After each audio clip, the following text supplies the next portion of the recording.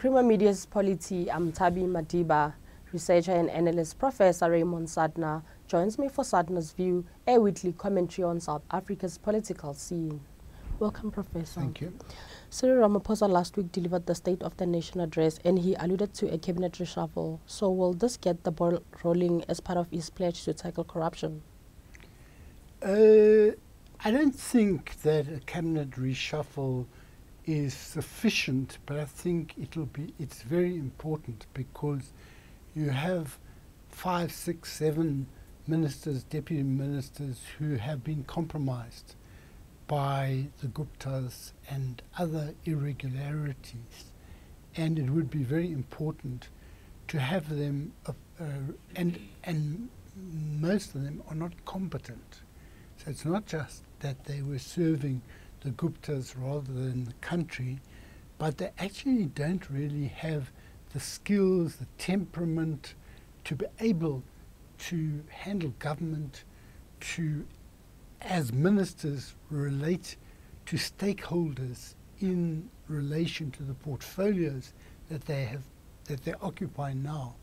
So one needs to have people who are competent, who will remedy many of the problems, especially in state-owned enterprises, in the economy as a whole, and a number of these areas, so that I don't think in itself it gets the ball rolling. It depends what the overall plan is, whether the plan is one that is realistic and realizable, but I think it will be important to get rid of some people and put some very good people in their place.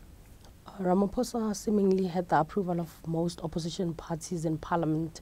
He said he will work closely with them, and there have been analysts suggesting that this pointed to him possibly appointing opposition members in his cabinet. What are your thoughts on this? I've not seen that reference. I would be very surprised if he appointed opposition members to his cabinet. I don't see why he needs them. I've never really seen what the reason has. Well, in the very beginning, when they had a government of national unity, they wanted to assure people, create peace and things like that. But I don't think it really I don't think it's likely to happen. I'm not into forecasting, but it doesn't hold great advantages for the ANC. It doesn't hold advantages for an opposition party to be in a cabinet which takes decisions that they may not like. So I don't see it happening. I didn't see that reference. And lastly, Ramaphosa said the ANC will go ahead with expropriating land without compensation. So do you think he can effectively implement this? You know, I don't think that, I think it's got to be understood that the way in which it's being phrased is that if land is expropriated, and there is no part of the Constitution that prevents expropriating land in the public interest without compensation. It's already there. And to suggest that the Constitution is a barrier is a problem.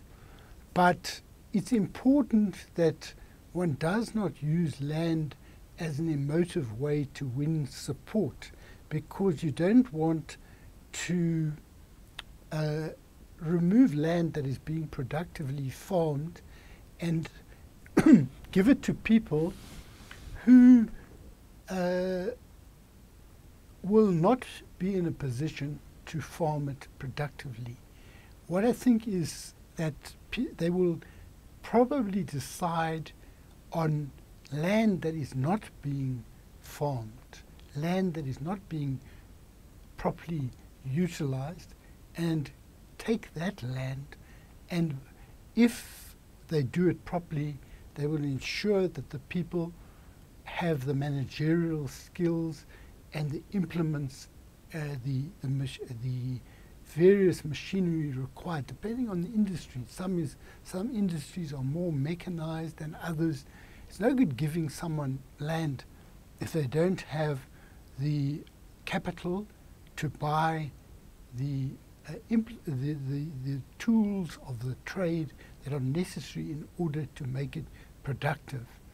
And I think this is something, despite the ANC having made a decision on it, it's something that they will think about very carefully, especially in a situation where we have very unreliable rainfall. And one year you have lots of maize that is being harvested, the next year we have to import it. And winelands are suffering in the Western Cape because of the water shortage. So I think it's something that will be not be implemented very quickly, but it will be according to a plan that does not undermine an economy that is already in a fairly weak position. You know, one of the things that's very important is that Cyril Ramaphosa has, he gave a very impressive State of the Nation speech the other day. It was very carefully prepared. It was a speech that addressed a range of sectors of society. And business and investors generally, including the rating agencies, appeared to be very favorably disposed to Ramaphosa as the new president. So the question really is he going to realize these hopes and expectations, which are not only held by business but also by the population?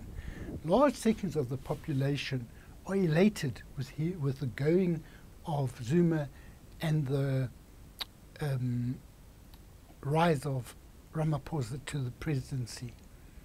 The important thing about Ramaphosa, I think, is not only who he appoints to positions, but that his strength, in my experience, is that he knows how to delegate and he knows who can do a job.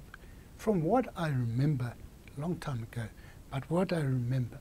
And I think that if that is done, not just at the level of ministers, but the level of DGs and a number of other, he's getting all these committees together and working groups and all these things.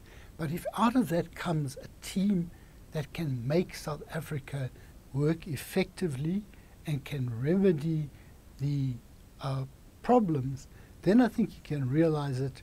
I think it's very important that Cyril Ramaphosa does not succumb to emotional expectations. He must actually have a plan, and he's given a broad plan the other day, but that must be fleshed out very systematically. If he does that, I believe he can succeed. Thank you, Professor. That was Professor Raymond Suttner speaking to Creamer Media's Polity about can Ramaphosa-led government rebuild South Africa.